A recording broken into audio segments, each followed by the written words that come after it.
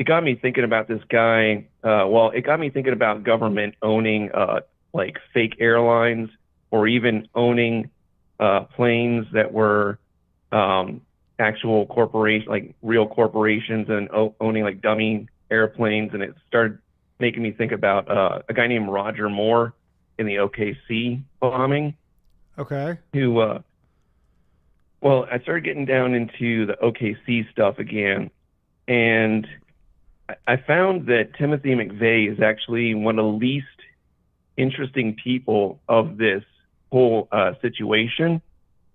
And I just actually dropped a video yesterday about how I believe that the Oklahoma City bombing was the predecessor to setting up for war in Ukraine. That's a big leap. That's like what, 30 It years? it is. Well, okay. So around the time when Oklahoma City bombing happened, um, Clinton met with a guy named Helmut Kohl, who was the Chancellor of Germany. Okay. And Germany at the time was having a large issue with neo Nazis. And I guess America was also. The problem with Germany is that because literature there of the Nazi persuasion or right wing persuasion is verboten. It's illegal, Uh, is it not? So what happened is the Germans, they relied quite a bit on American Nazi literature. And so there's a guy named Gary Locke who was responsible for um, uh, distributing a lot of that stuff. And so let's kind of set the tone. I just want to kind of like it's a lot of information. Yeah, It's yeah. kind No, of a big I'm deep I'm dive. I don't. following. I'm following. Okay.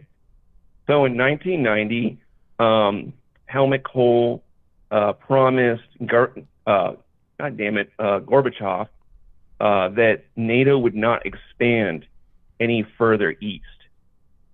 And then, obviously, the year after that, the Soviet Union collapsed. Well, one of the great tricks of that promise was that they never got it in writing or signed anything. It was just kind of a handshake Yeah, deal. yeah. I remember this when the Ukraine war kind of started popping off. This was coming up. This handshake agreement. hmm And so in 1991, obviously the Soviet Union fell. And then in 1993, Clinton becomes president. Clinton's doing okay. And then in 1995, he's trying to struggle with, I guess, deficits or budget cuts. And in 1995, Helmut Kohl and Clinton meet on February 9th. And aside from Helmut Kohl being a very staunch advocate after the Soviet Union fell for moving NATO eastward, he was responsible for the reunification of Germany, and he also helped include Poland and the Czech Republic and a few other countries into NATO, completely breaking that promise. Okay. And so they met. One of the things they were discussing was this neo-Nazi issue. And so on February 9th, they met. And then after that, Clinton transmitted the Omnibus Counterterrorism Act of 1995 for immediate consideration and enactment. Sorry, I got sorry, I was smoking a cigar, so my my lungs were a little Yeah, fucked yeah. up. Um, so February 9th, he introduces a counterterrorism act.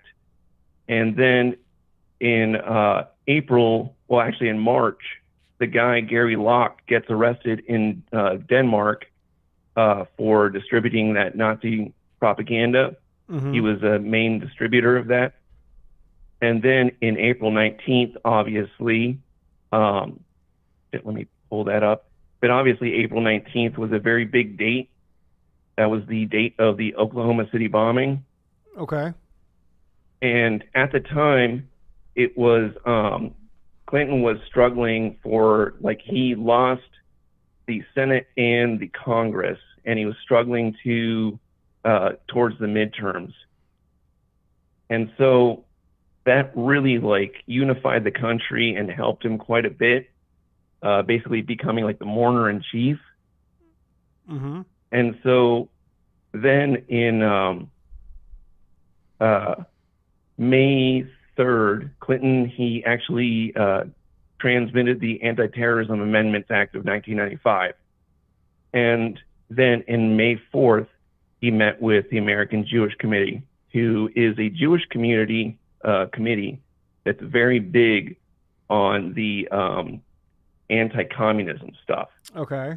So, so this is where it gets very interesting and why Timothy McVeigh is not that interesting. Helmut Kohl, his chief of staff, was Gunter Strassmeyer. Now, anyone that's familiar with OKC knows the name Strassmeyer. Strassmeyer had a son named Andreas Strassmeyer. Andreas Strassmeyer was the guy that was basically helping Timothy McVeigh get into Elohim City that he met at the gun shows. Mm-hmm. Was he an American citizen, or was he just living? No. So this is the thing that's very interesting. So Andreas Strassmeyer, one of the things that was very interesting about him was he spent time on a kibbutz and was very well-spoken in Hebrew, even though supposedly Gunter Strassmeyer's grandfather was one of the creators of the Nazi Party. So that kind of goes into this merging of like how Jared talks about how the Nazis and the Jews were working together, and it was kind of a giant psyop. Yeah. I mean, it's weird when you Google this guy's name, the photo is of him standing in front of an American flag. They removed his Wikipedia. A lot of this stuff is removed. Wikipedia is here, Andreas Strassmeyer, but the photo that they use in Germany. Oh, in Germany, but the photo they use is him in front of an American flag for some reason. Yeah, so Andreas Strassmeyer, one of his big things was that he was good in counterintelligence. He was part of the Panzer Grenadier group, and he was good with explosives as well. By the way, sorry to cut you off. I love how fucking Wikipedia dings you right out the gate. First thing, it says, Andreas Strassmeyer, former soldier who was the head of security for the white separatist community, Elohim City, Oklahoma. He gained media attention for his alleged connection to the Oklahoma City bombing and has become an important figure in its conspiracy theories. They're like, just right out the gate. Can I play him being interviewed? It's like a 50-second clip. I think it'll come through clearly. Yeah, try. And you can kind of hear him. Yeah, okay, let me play it for you and tell me if it's too loud. Yeah, for you, like, were you? Can you hear that? That's fine, yeah. Or could you? Okay. Ever a true believer in white supremacy or anything like that? Or how did you find yourself consorting? I'm a very staunch Zionist, to be honest. For Israel, I spend a lot of time in Israel. I have friends over there. And I never subscribe to any, and I'm probably, how would I describe in politics? I'm a libertarian socialist, right? And I believe in freedom of speech and freedom of to own firearms and all this stuff. So I was very sympathetic to the Patriot movement back then.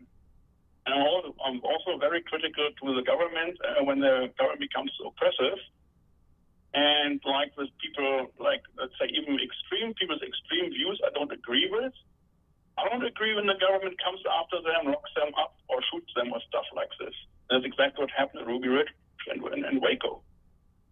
So that was Andreas Strassmeyer talking about how he was a Zionist. Mm-hmm. And even though he was the one who was supposedly a neo-Nazi in Elohim City, who introduced Timothy McVeigh to this group, who was the ones that were in Elohim City, basically robbing banks and to fund this whole operation. And one of the people that was also in this group was named Roger Moore. And Roger Moore, they called Arkansas Bob. So that's one tie to Arkansas there. Mm-hmm. Obviously, Clinton was the governor of Arkansas. Yeah. And so Roger Moore was involved in Iran-Contras. He was involved in a group that was stealing like he got caught with C4, and then all of a sudden they just dropped the charges. He made a lot of money selling speedboats to the CIA. He was involved in basically selling the CIA boats for the issues in Nicaragua. And so what happened was Timothy McVeigh and Terry Nichols robbed him, and supposedly he just didn't know who it was, stole a bunch of guns and money to go and fund this operation. And so Roger Moore basically got away scot-free as being a victim of this. One of the main things that they did in this operation was blame everything on Timothy McVeigh. And so Andreas Strassmeyer, who was here illegally, past his visa, he was owning firearms, talking about blowing up federal buildings, and then decided to leave. Well, Timothy McVeigh called Strassmeyer 2 weeks before the attack, and then Strassmeyer decided to leave Elohim City, and then he left America a year later with the help of a guy who actually works now at NASA named Dave Holloway. Okay. And the only interrogation that the FBI did of him was that they called him and said, hey, basically, did you have anything to do with this? And then basically let him go. After he was already kicked out of the place before Elohim City for Fed posting and talking about wanting to blow things up. So the reason that's important so what's the tie is into because Ukraine Strassmeyer. here?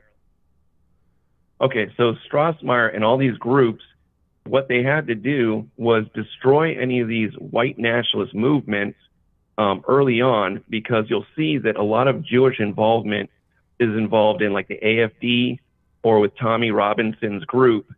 And any country that's like especially part of NATO that they're trying to prevent the nationalists from getting popularized, they have to take down, because obviously being part of a one world government that wants to get in a fight with Russia and lose their independence is that's kind of the short of it.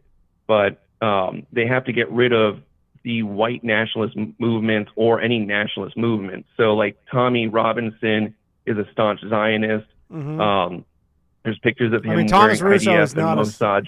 He's not a staunch Zionist, I don't believe. No. But they're going to infiltrate that. That's what they did with, like I said, with Elohim City. And the funny thing about Elohim City was that they thought they were the chosen people. Yeah, that's a Hebrew so that's word. just another one of these. And then the AFD in Germany, for whatever reason, is very, very pro-Israel. And what's odd is that all of these groups are very anti-communist, illegal immigrants, yet the Jewish groups are the ones that are funding these NGOs, bringing in the illegal immigrants, and were the founders of communism with the Bolsheviks.